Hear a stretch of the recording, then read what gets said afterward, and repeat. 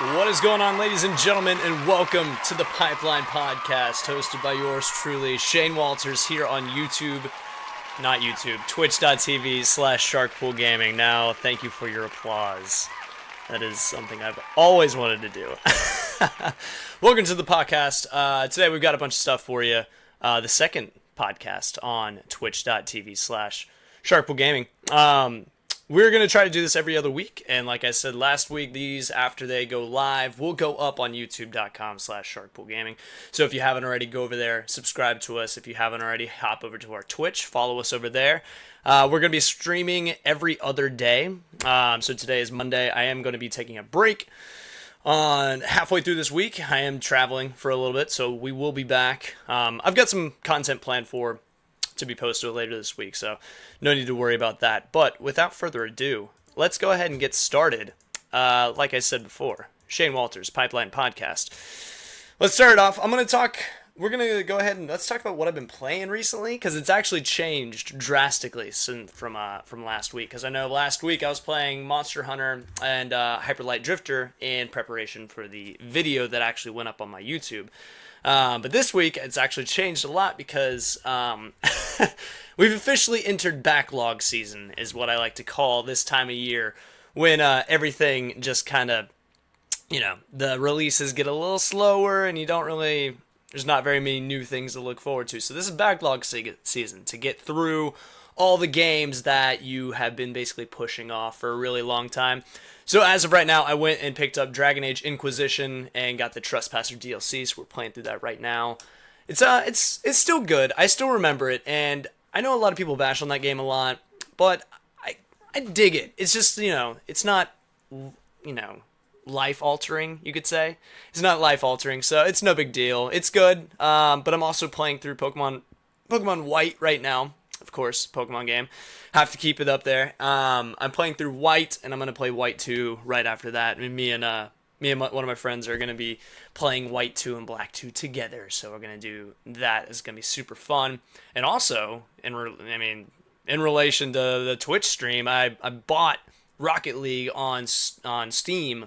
So I'm no longer playing on PS4, I'm playing on Steam, and it's actually, it's really funny because, like, on PS4, I was ranked at Gold 3, which is, like, the third tier in, like, the ranking system, and I could never break into Platinum, like, throughout my entire time on PlayStation 4. And so I bought Rocket League on Steam because I don't want to pay for PlayStation Plus anymore just to play, like, one of my favorite games.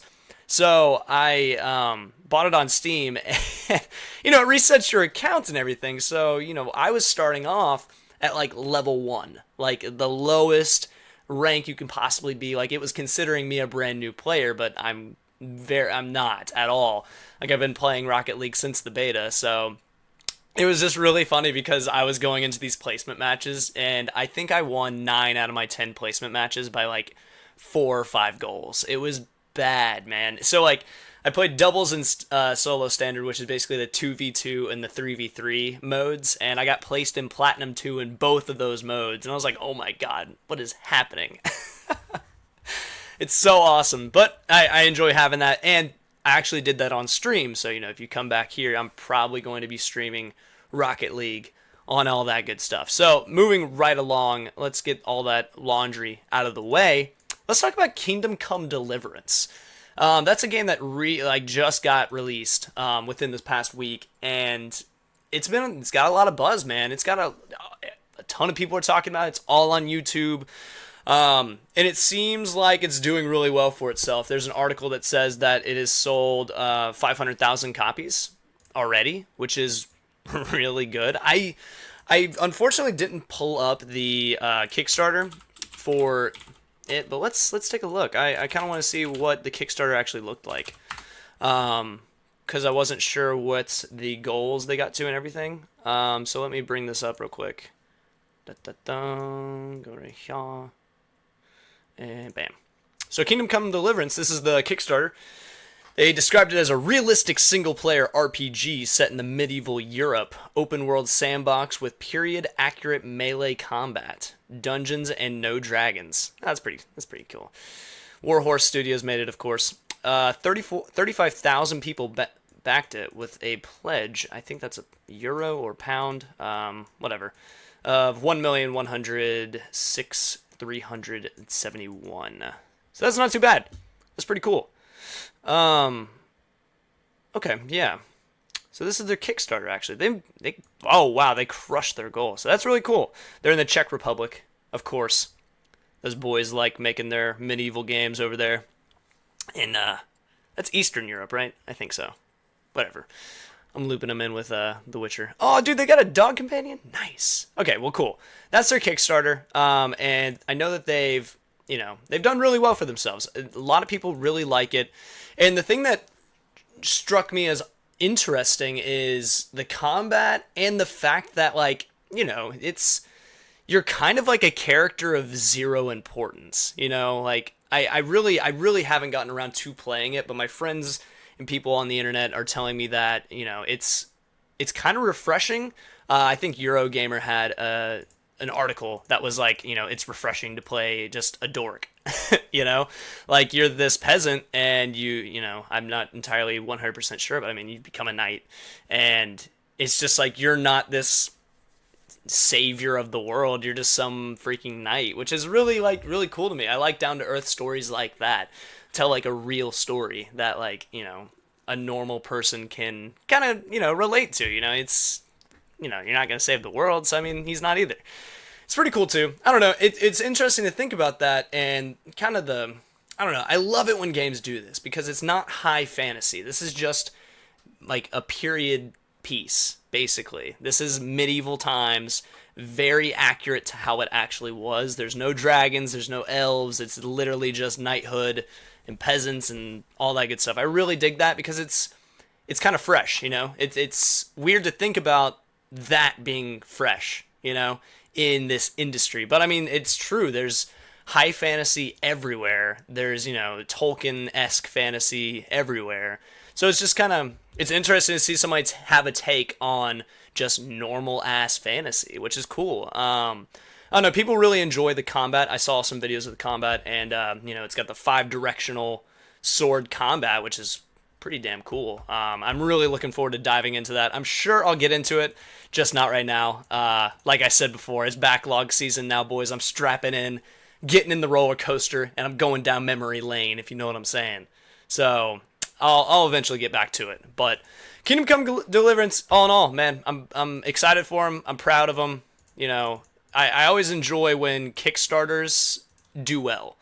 I'm a sucker for a good story, like a good developer story, like, Rags to Riches, like Shovel Knight, Yacht Club games, and, like Hat in Time and Pillars of Eternity, and I'm not sure, yeah, Divinity Original Sin, those are all Kickstarter games, and that's really cool when, just looking down the road, Kickstarter culture is a video that I actually want to make for the YouTube.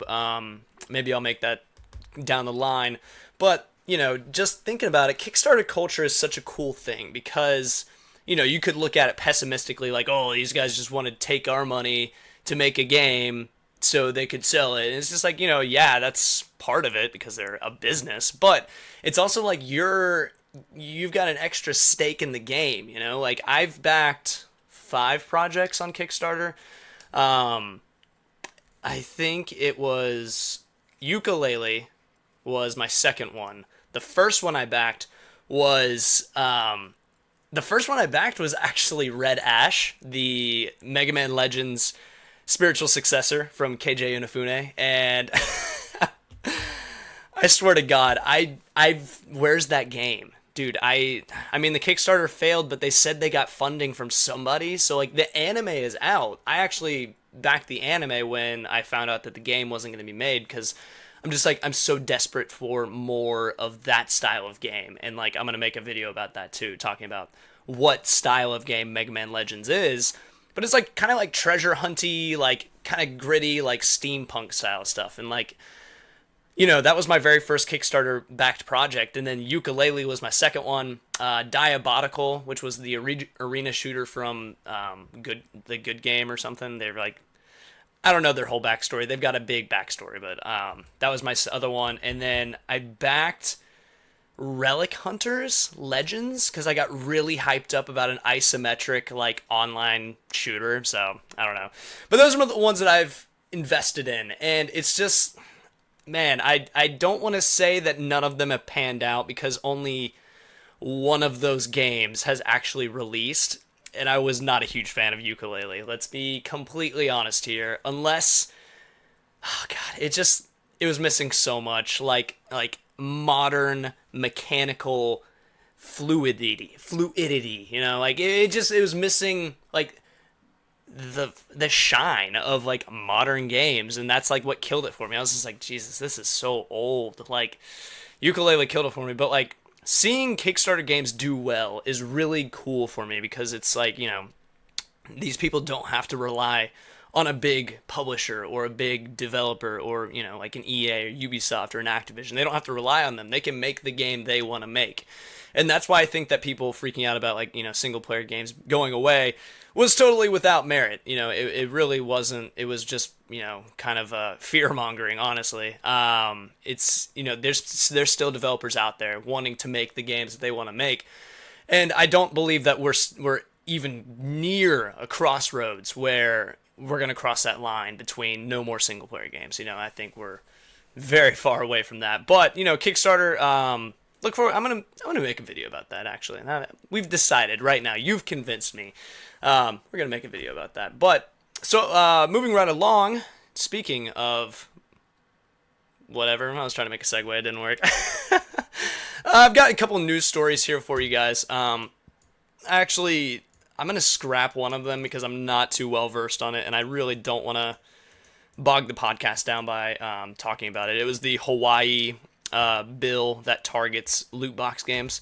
If you want to read it, it's the Hawaii Tribune Herald. It was published on February 19th. Oh, that was today. Okay, well, cool. But yeah, it was published then, and it just goes into talking about loot boxes, and it talks about the state government of Hawaii is actually going after them and like trying to make legislation because, you know, it's kind of, there's certain games that are predatory in nature, and, you know, children, I feel like, aren't, you know, I mean, if I was a kid and I knew that I could get some cool shit for paying like $5, like, hell yeah, I'd do that shit.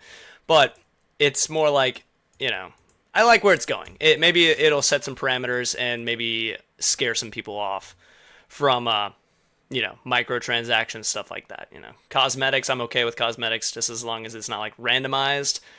It's cool. Whatever. You just gotta do what you gotta do. So, first news story on the thing today is a big one. For a lot of people, coming from Kotaku UK.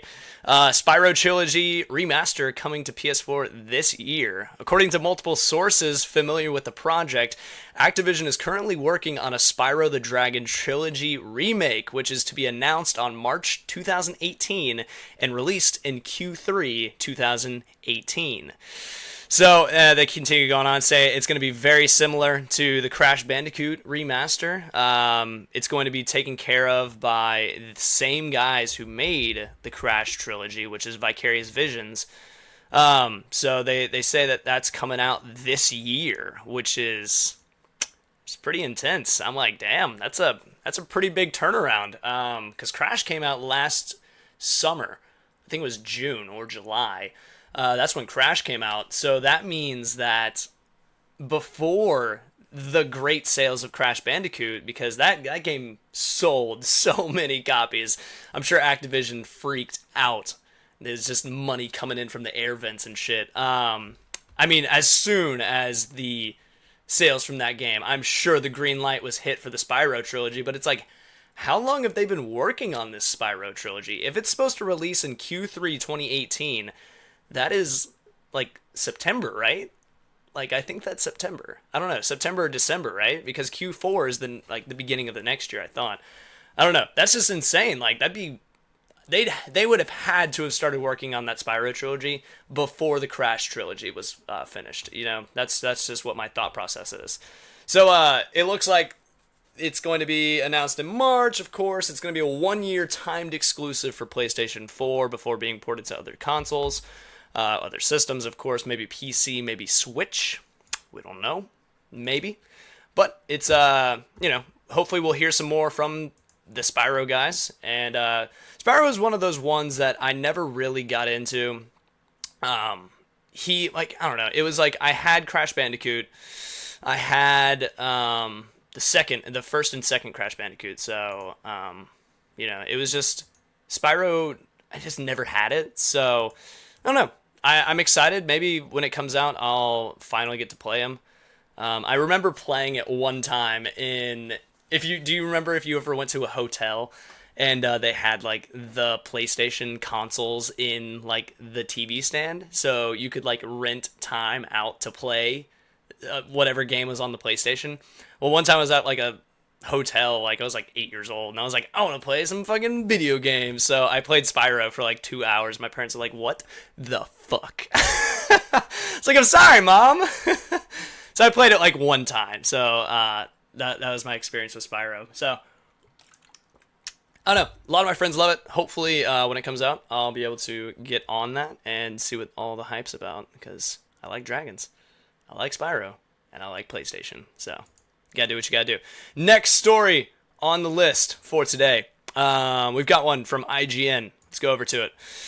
Guilty Gear creator says the series is too complicated. Next game will be simpler. Oh, man. Guilty Gear creator Daisuke Ishiwatari, oh god, I think I did that right, has said that the next game in the series will have simpler mechanics to pull off in more players to the fighting games audience. No, to pull in more players to the fighting game audience. He goes on quoting, after releasing Guilty Gear Xrd Rev 2, it's clear that we need to improve on. It's clear what we need to improve on. The key is to win over more users because of the complex controls. Now, he says, continues going, but if we implement everything, the game will no longer be Guilty Gear. It's hard to balance out all the improvements. One thing that we have to do in the next installment is reduce the number of systems, mechanics. It's too complicated for everyone. You can expect that in the next game. Now, Guilty Gear will be at EVO this year. That's a nice little footnote right there. Guilty Gear, of course. Let me try to pull up some. I want to pull up some footage maybe. So Guilty Gear is a long-running fighting game from what's it called? Man, I am drawing a blank on them. The people who made Dragon Ball FighterZ. Arc Systems. God, Jesus. Okay, sorry. Yeah, so Arc Systems and everything, that's what they're known for, is fighting games. And this is a big one. I'm going to pull up Giant Bomb real quick. Giant Bomb has a nice little quick look at it. We can take a look. So while we do it, let's just look at this. So they say that the next game is going to be simpler in mechanics. Now, if we watch this fight right here, I've played this one time. My friend does have Guilty Gear, and I played a little bit of it. And now, honest, I'm not that great at fighting games. I'm really not. I enjoy them, and I enjoy the competition of them. I love EVO, but I am not good at fighting games. I would not be opposed to simpler mechanics. Now, this game is pretty intense. I was like, man, because I get like Marvel vs. Capcom. I understand how to play Marvel vs. Capcom. It's just like this is really, really intense. So I'm interested to see what they do, because I think that was something, the appeal of Dragon Ball FighterZ, and I think that's what they learned with Dragon Ball FighterZ was there are two separate control schemes. There's one for more advanced inputs, and then there's one for more simpler inputs. And there was actually a mode in Marvel vs. Capcom 3 where it was like one button, and you could do your whole like aerial combo, which was crazy. So like I enjoy having that option because that means that more people can play it. Now, whether or not that they're going to have two separate modes, one for more complicated inputs, but make that a little more refined, a little more streamlined, I'd be okay with that. That's really what I'm looking for here, is for fighting games to take the established formula, don't make it like super easy, but make it streamlined so somebody can pick it up, be like, okay, this is my light, medium, heavy attack, that's my launch, and there's other stuff there like down, tilt, whatever. I love fighting games. I wish I could get more into them. Maybe I will. I need to pick up Dragon Ball Fighters eventually. But I don't know, man. I like when, you know, Japanese developers and fighting game developers understand what they need to do. And fighting games have always kind of been that little niche. They've never truly been like, I don't know, like I wouldn't say that they're mainstream. Like they're not gonna pull in the numbers that like Fortnite or Mario or, you know, other mainstream games, because the genre in itself is embedded in this complexity, and the pressure to kind of perform, you know, like it's really like a real-time combat thing, but it's not just that. There's a little extra to it. There's a little extra pizzazz to it. And you're like, you know, you want to beat people's asses. Let's be real. So I don't know. I enjoy when developers understand that, and they understand that, you know, things need to constantly change. It's good for the industry. It's good for their genre and everything like that. And speaking of that genre, we've got another one for you right here, Dragon Ball FighterZ. Now, this excites the hell out of me, ladies and gentlemen. I don't know if you've known this about me, but I'm a huge Dragon Ball fan, Dragon Ball Z fan. I don't like GT, but we just don't think that exists anymore. I'm okay with Super, whatever. I'm kind of watching it right now. But Dragon Ball FighterZ first DLC characters revealed, Broly and Bardock, and I am so happy about this. This is so cool. I need to find a picture.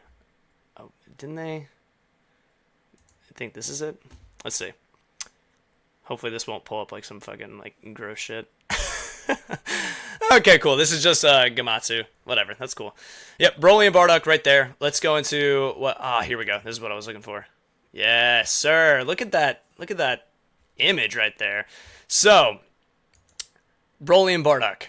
That is the new DLC characters coming to Dragon Ball FighterZ. I'm not sure when they said that this was coming in, but this makes me hella excited. I'm so ready for this. I just love the DBZ lore and just characters in general. So every time that they're going to announce a DLC character, I'm super down for it, because I'm so interested to see who they pick. And Broly is like a no-brainer. Like, Broly is like one of the biggest fan favorites in the whole DBZ verse, you know? Like, everyone loves Broly, so him being included is a no-brainer. Bardock, on the other hand, I was actually really surprised that they chose Bardock. I was thinking he was going to be a later addition after they put in, like, I don't know, like, I was thinking, like, some of the super characters were going to get in first. You know, like, I know that they've already got Hit, they've already got Goku Black, and what other super characters do they have? I think that's it. I don't know. There could be more. You know, Super Saiyan God, Super Saiyan, bullshit like that. But I was expecting, like, the female Saiyans from the tournament, of the second tournament, or, like, you know, something like that. I don't know. I was cool with it, but it wasn't the person I was expecting. I do love Bardock, though. Bardock is like Goku if he wasn't such a pansy. I mean, Goku's awesome, but, like, Bardock's a bad bitch, dude. Just fucking... just look at that scar, man. Like, are you serious? Look at this Saiyan warrior. He's got that red forehead band thing.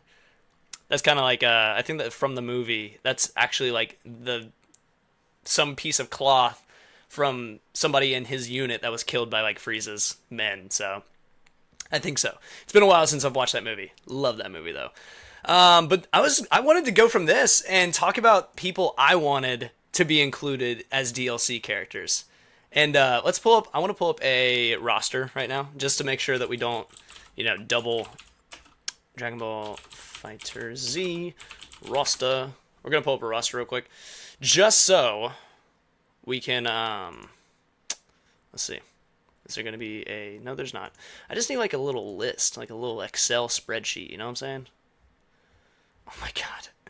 Okay, whatever. We're just going to have to go with this. We got the Wikipedia article. So, Android 16, 18 with 17. Android 21, which is the new character.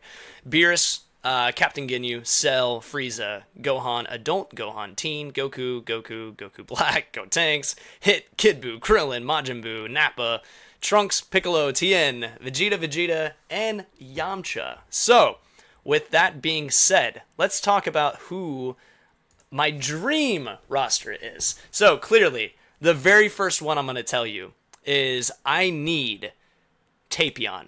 Now let me show you who Tapion is. Tapion is from a movie, and he just got added to the Xenoverse 2, but this is who Tapion is. Now, you will probably not know who Tapion is, but you will recognize what that sword is. That is Trunks' sword. Future Trunks, his sword is from Tapion. Tapion gives that to him in the movie, which is super awesome. And he fights like Hirudegan, and it's super cool. I think he'd be a great addition. Bring him in. Bring him with Trunks. Him and Trunks can have a sweet-ass interaction. Just so cool. I would love to see that. The next one, I want to see some Dragon Ball characters. And I want to specifically see Master Roshi.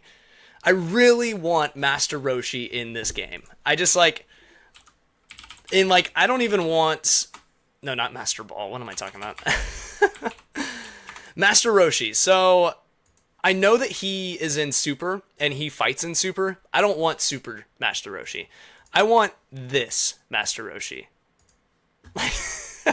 I want old Dragon Ball, Turtle Hermit Master Roshi. Now, what I would like to see, that's of course his powered up move and whatnot. I want to see this skin, though.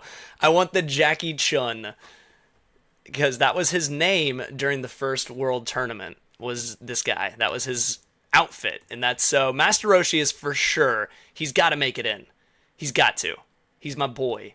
I love Master Roshi, and I feel like he'd be...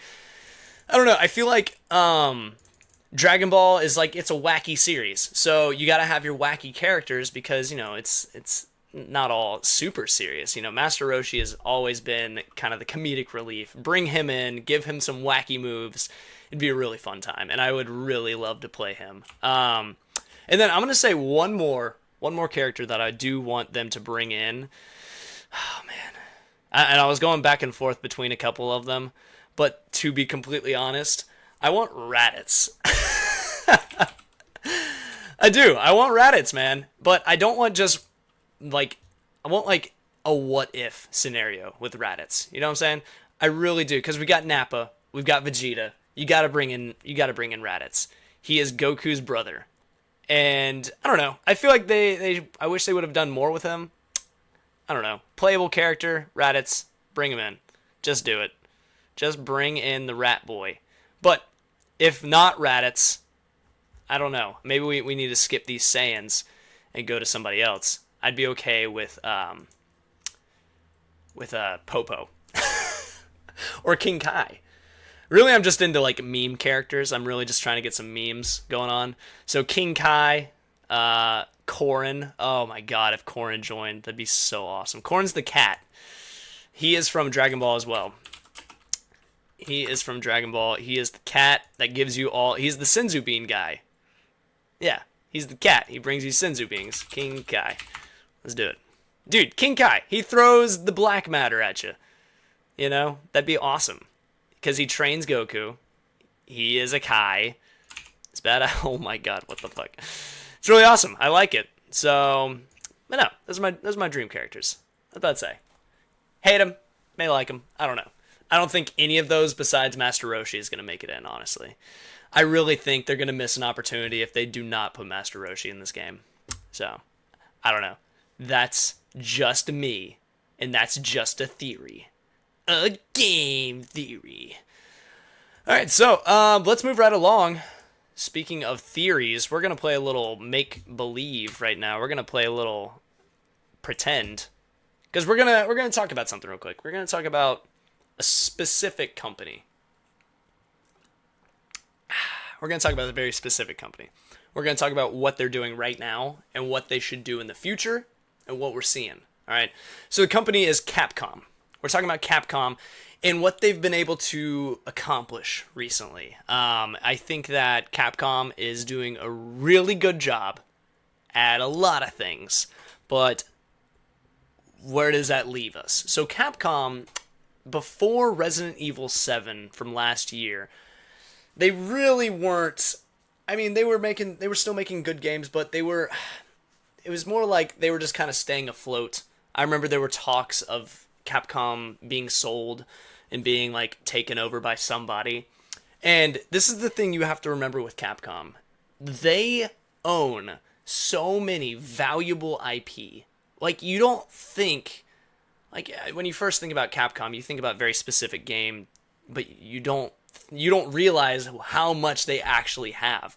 They've got, Mega Man, of course. They've got Monster Hunter, of course. They've got Devil May Cry, of course. But after that, they've got Beautiful Joe, Okami, there's Dragon's Dogma, like Street Fighter. Dude, they own so many good IP. So it's like, I think a healthy Capcom is good for the whole industry, which is crazy to me, because me and Capcom have had a very complicated relationship, because I love Mega Man a lot, and my favorite game of all time is Mega Man Legends, and we all know how that worked. We all know how that worked out for me. Is Mega Man Legends got canceled, number 3, so I've been very upset with Capcom for a very long time. But once Resident Evil 7 was released last year, we saw their willingness to change. You know what I'm saying? They really did, because Resident Evil 4 was a really good game. I'm not into Resident Evil, so whatever. I understand that Resident Evil 4 is a very good game, and from my understanding, 5 and 6 were just like, they're like okay. I remember watching a friend in college play Resident Evil 6, and I was like, oh my god, what the fuck is going on? This is an action movie. He's like, yeah, this isn't good. And I was like, okay, well, I'll take your word for it. So Resident Evil 6 was like, I don't know. I feel like a lot of people in the company were like, we gotta do something. We gotta do something. So Resident Evil 7, of course, released to critical acclaim last year. Critical acclaim. Very great game. Very good game. Very spooky. I won't play it. I'm not into the spooks. It's cool. But after Resident Evil 7, they released Okami HD, which is cool, which is nice. It's, remaster. I don't really give you too much credit for remaster, but maybe it's them realizing how valuable their IP is. Okami came out. I'm still waiting for my Beautiful Joe remaster, so we'll wait on that. But I know that Monster Hunter, of course, the big boy, the biggest of the boys, is, it is garnering so much praise and so much love. Monster Hunter, I've always loved Monster Hunter since 3. We talked about this like a week ago. But, just the fact of, Monster Hunter World, man, they've really cranked it up. They're really listening, and they're really trying. And that's the main thing I'm seeing right now with Capcom, is that they're trying, So Street Fighter V came out last year as well, I believe. It did not do super well. It didn't do super well, but that's okay, because they've really stuck to it. Just like Ubisoft with Rainbow Six Siege, which got a new update, by the way. They're really sticking to it. They're really, I really think that they're doing well. They're doing these seasons, and they know people leak the seasons anyway, so they're just like, they're upfront about it. They're transparent, and that's the thing that I think that they're learning, is transparency. And I think that this is like a new trend with a lot of Japanese game developers, is they're being way more transparent. It's changing the business culture over there, because, the Square Enix, for example, with Final Fantasy XIV, super transparent. Like, my God, that's why I love that game so much. I love Final Fantasy, but 14 is one of my favorites, just because the amount of communication between us and them, the amount of transparency between Yoshi P and his development team. It's really awesome to see that, and Capcom's doing the same exact thing. With I like to believe with Street Fighter, with Monster Hunter, free updates for Monster Hunter moving forward. But let's bring it to like the main one that I want to talk about, because with this, I believe that Capcom has a chance to really, really make something happen, and that is later this year, they're going to release the remake, or not the remake, they're making Mega Man 11. So this is the trailer that they released for Mega Man 11. And honestly, first look at it, I mean, it's a little rough around the edges. Yeah, like the running animation isn't super great, but you're not buying a Mega Man game for the graphics. You're buying a Mega Man game for the challenge and the mechanics and the tightness. You're buying it. I don't know. This is their opportunity, though. You know what I'm saying? This is their opportunity to really prove themselves and really make good on a lot of, not promises, but make good on a lot of, broken dreams. Me. I'm really excited for this game, and I really hope that they nail it. I don't remember what they said about release date. I know that they said late 2018, so we'll see about that. So I don't know. This is the last step. You know what I'm saying? Like Street Fighter V, they're really nailing it now. Resident Evil 7, they really nailed it. Monster Hunter World, they've really nailed it. If Mega Man 11 comes out and is everything that Mighty Number 9 wasn't, like, and this is like the thing that I come to. This is the conclusion that I come to is and this is me just grasping at straws, honestly. This is just me being hopeful. Capcom releases Mega Man 11 to critical acclaim, to, an exorbitant amount of money. So somebody at Capcom's like, all right, so how about we try that whole 3D Mega Man thing one more time? Mega Man Legends reboot. What's good? What's good? So hopefully that is my dream scenario, honestly, but it's okay. Whatever. You got to do what you got to do. But I know right now my dog's trying to get in my room, but that's what I'm saying. So Capcom, right now, 2018 is their year for the taking. And I'm excited to see what they've got coming because from what I hear around the industry is Devil May Cry is coming back, and they say it's going to be pretty nice. So we'll see. I think E3 will be a big teller. If not E3, Tokyo Game Show. Although, I can't exclude Paris Games Week. Paris Games Week is moving on up. But the thing is where would Devil May Cry fall? What timeline are we looking at? I think late next year, if they've been working on it, that's probably what's going to happen. If not, Monster Hunter, continued support. Street Fighter V, continued support. I am almost positive that Resident Evil 8 is in the works somewhere. I'm sure. So, if we hear about that anytime, I'm sure that will come up. But no, Mega Man 11, man. It's the key. It's the key to the next Mega Man Legends. So I'm going to buy like 12 copies of it. It's cool. All right, ladies and gentlemen. Well, thank you for joining me today. It has been a great show. And I want you guys to remember that while we are here on twitch.tv/SharkpoolGaming, we are also over on youtube.com/SharkpoolGaming. So if you haven't subscribed to us over there, hop over there, subscribe. If you haven't over there, come back over here, follow. Usually what happens is I go live, and then after about a couple hours after we go live, I do post this over on YouTube. So if you missed the live stream, you can go over to YouTube, watch it at your own leisure. And I'm actually working right now on getting an audio clip of the show, so we'll get it on podcast services so you can listen with your beautiful ears anytime, anywhere you need to be. So as of right now, still on Twitch, still on YouTube. Hop over there. Give us a listen. These aren't super long podcasts. It's just kind of me just hanging out with you, talking about the video game stuff. So, ladies and gentlemen, always looking forward to having the conversation with you. So, if you have anything to say, meet me down in the comments. Let's hash it out, man. If you want to see more content from yours truly, throwing me a subscription is the best way to support this channel. So, without further ado, my name is Shane Walters. Thank you for joining me.